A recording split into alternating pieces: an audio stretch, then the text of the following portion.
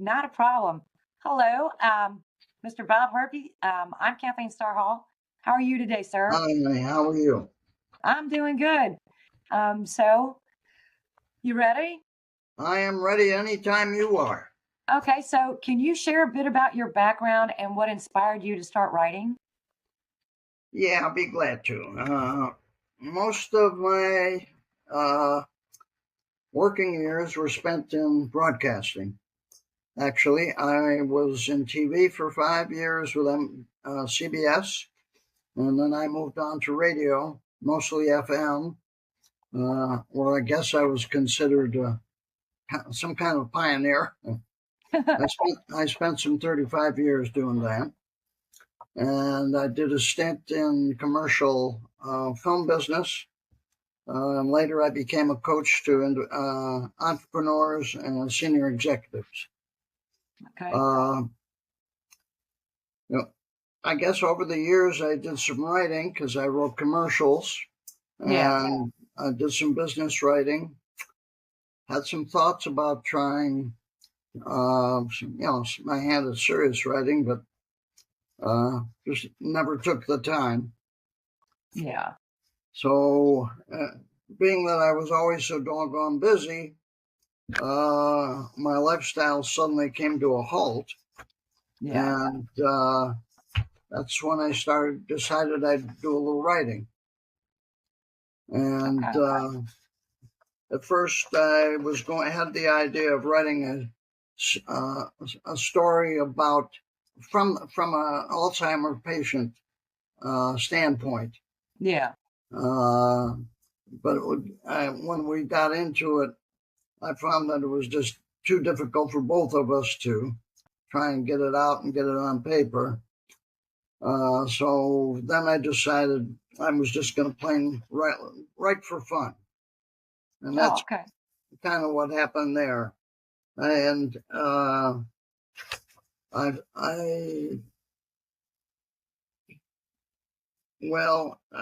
guess what can I say from there is that when I decided to write just for fun, I even took a couple of writing courses at the local community college and started a writers group that I got into. And we would meet a couple times a month at somebody's house. At first, I was writing short stories, and people liked them. And when my wife finally passed away, I decided I was going to get serious, and I Yeah. was going to write a book. And that year, I saw a ad for a writer's retreat out in New Mexico, of all places. Anyway, I decided to go, and I did, and I took first couple of chapters that I had written of the book, and had an opportunity when I was there to show it to the leaders of the group, one of which was a publisher. And he liked it, and he said, "If you finish it and it's as good, I'll publish it for you." Nice. And that's what happened with that. Well, that's awesome. Now, how did your early life and upbringing shape your perspective as a writer? Uh, the idea of the other side of crisis was actually hatched on the plane on the way back out to New Mexico the next year. And the story begins with Ernie Gravnik, the protagonist, and his adopted son flying back from Israel, where the boy had been bar mitzvah. Yeah. During the flight, the plane goes through a couple of mishaps and ends up with Gravnik having to execute what little knowledge in flying he had to get the plane down. And during that time, he encountered a flight attendant whose name was Rihanna Dayan, who happened to be a descendant of Moshe Dayan, the Yeah. celebrated Israeli general, and who herself was a well-known war hero who was being stalked by a treacherous Syrian terrorist. With an ever-present shadow of death following her, Gravnik seeks vengeance on a notorious mafia hitman, who was after him, actually killed his wife trying to kill him. Okay. Now, your protagonist, Ernie Gravnik, has a complex background and experiences. So, what inspired his character and his journey? Uh, the idea for Gravnik, I guess, was originated in my early days growing up in Chicago. I guess when I was a kid, I played a lot of cops and robbers going after Al Capone. Yeah. And later on, having dated the daughter of a mafia boss, who was related to my sister-in-law, believe it or not. Wow. Later in life, I also had a couple of occasions to come in contact with mafia characters. Yeah. I understand that. I have uh, my family is originally from New York. So, Okay. Yep. yeah. So, my father's sister in law, Dottie, was the niece of Joe Valachi. Okay. Okay. So, yeah. Yeah. Now, what inspired the book touches on themes of morality and justice. How did you approach these themes without making the narrative feel didactic? Well, as far as handling the themes of morality and justice, I guess I just let them play out through dialogue and the opinions of my characters.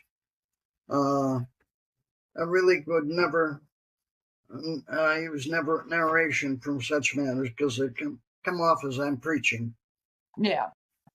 It explores themes of danger and opportunity as suggested by your quote from John F. Kennedy. Can you elaborate on how these themes play out in the story? Yeah, well, as I see it, danger is a force that drives the story forward. But only after overcoming the roadblocks and dangers along the path. Okay. Now, how did you balance suspense and pacing in your writing and to maintain reader interest throughout the story? Uh, Suspense and pacing when writing a story. I like it to when, as a young man, I was a swimmer. Because just like a swimmer or a track star in a race, a story needs to begin with a loud bang of the gun, Yeah. followed by a strong shove off from the pool's edge, and then setting the pace for the long race.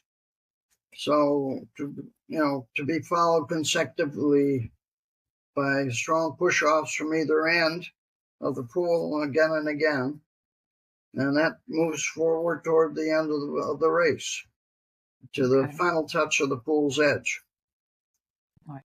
Can you share any tips or strategies for writing compelling suspense scenes? Well, as I just pointed out, the one must consecutively push off as we reach the other end of the pool. It's a sense of feel that one must develop in writing. Every time I get the feeling that the pacing is slowing down, that's the time I have to push off again and make Okay. it happen. Now, are there any recurring symbols or metaphors in the other side of crisis that you particularly enjoyed weaving into the story? Yes, there are. Throughout the story, actually, though more so as I was nearing the end, I kept bringing back the concept of crisis and living with crisis. Okay. Now, were there any scenes or plot developments that surprised you as you were writing them? Actually, there was one chapter, the chapter where Rihanna and Ellie Rivkin were setting up their cover prior to going to Syria. The way it worked out did surprise me quite a little. Okay. So, what challenges did you face in blending fictional elements with real historical or cultural settings? Well, my research and writing the chapters that included the captors intermingling with Israeli and Syrian leaders and the country, his historic customs and surroundings were quite demanding. I had to check Yeah. and double check to make sure that the writing would stand up under examination. Yeah. Now, do you see yourself in any of the characters, or are they inspired by people you know in real life? Yep. Gravnik's mother, Dora, was fashioned after my late mother-in-law, actually. Oh, okay. She was one of those rare people that can get away with saying every four-letter word that you can imagine. And she was very direct and told people what she thought. But yet she had so many friends. So I guess it worked.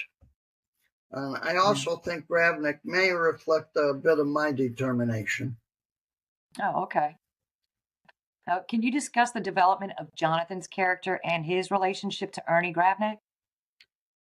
Yeah, Jonathan was the son of Gravnik's murdered wife, Julia Winton, as that was told in the first book, Gravnik book. Okay. When they were to be married, Gravnik gladly adopted Jonathan, with whom he had already become a pseudo-father after the boy's father had been murdered by the Chicago Mafia. Okay.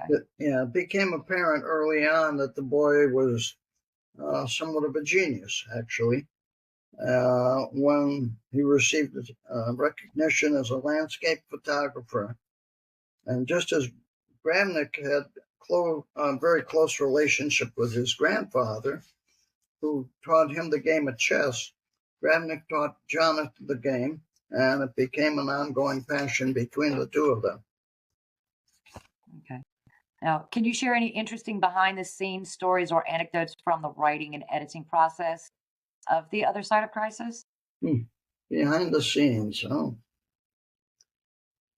Yeah, I guess you'd call it behind the scenes. When I read the first chapter in my writer's retreat group, our leader emphatically told me I needed to rewrite it and put the second paragraph first, because it contained the hook that I needed to open the book with. And even though I knew the importance of capturing the reader's attention with the first sentence, I had overlooked it. Yeah. Oh, okay. And it worked. Now, yeah. So, what were some of the most memorable moments during the creation of this book? The most memorable and surprising chapter for me was the elaborate and brilliant, actually, hoax that Rihanna, Diane, and Ellie Rivka set up to establish a cover that allowed them to go to Syria and even be greeted by Syrian President Bashar al-Assad.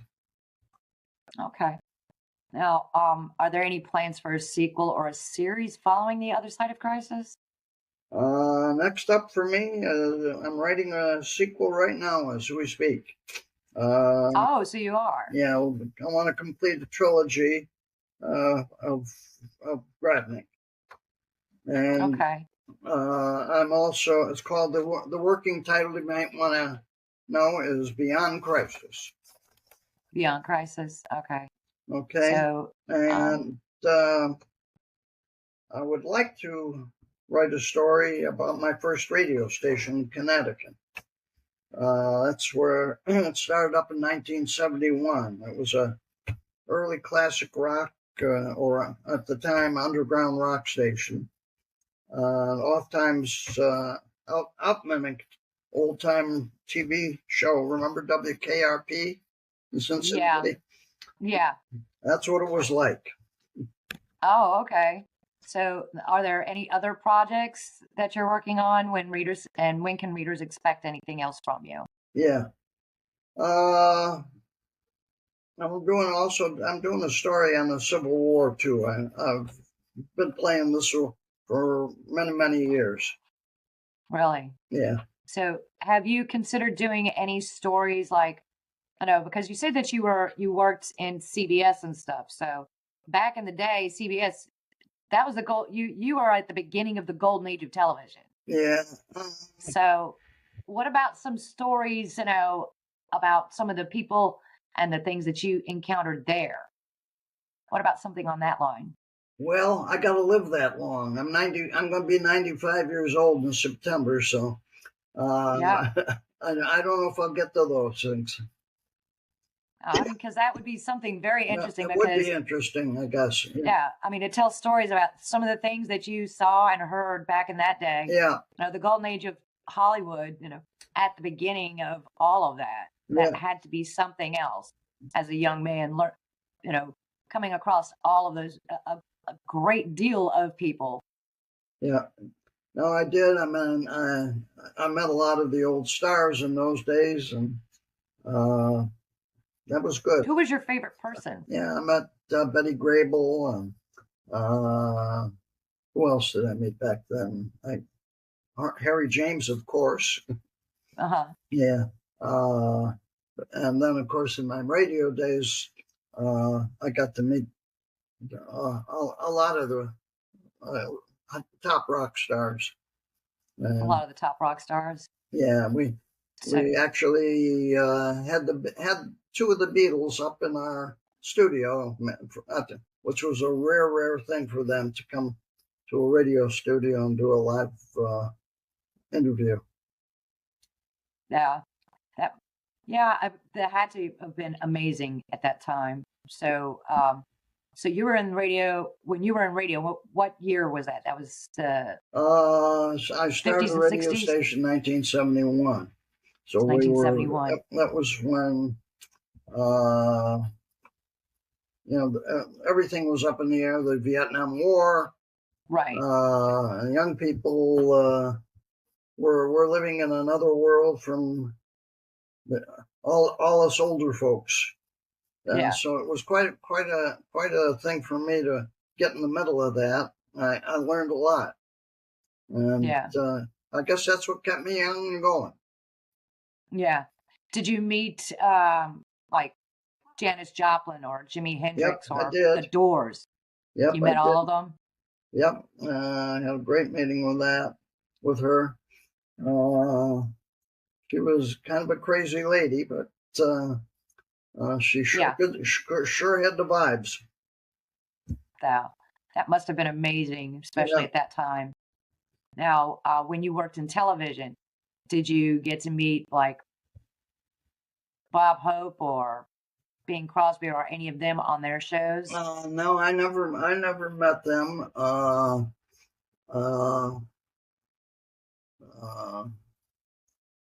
Trying to think of some of the stars that I did get to meet with. The best one, I guess, I not only met Cher and just but at the time, Sonny and Cher were playing. Did a live thing on our TV station, and when they came out, I was sitting in the lobby, and I said, "Do you know how to get to the expressway?" And I says, "Yeah." And I started giving directions, and they said, "You know what? Come with us. Get in the limo with us and get us up there." So you were there in the car, and we had quite a conversation while we drove. The limo took us up to show them how to get on the expressway. Then they brought me back. See, that would be probably a very interesting book based on your life and the things that you've done in your life and the people you've come across. That would be a very interesting, almost like a memoir of my memories of this person or that person who you met, because I love that kind of stuff. It was fun. It really was. I bet it was. I've been a lucky guy, I guess, all my life. I've always done things I enjoy doing. That's why I keep on doing. Well, I mean, you started late in life as a writer, so that's amazing, that you're doing this, and I think it's fantastic. So I do appreciate your time, Mr. Herpe, and congratulations on your book, and we look forward to the next one. Okay, thank you very much. It was a pleasure. Thank you. Have a great day. Bye bye.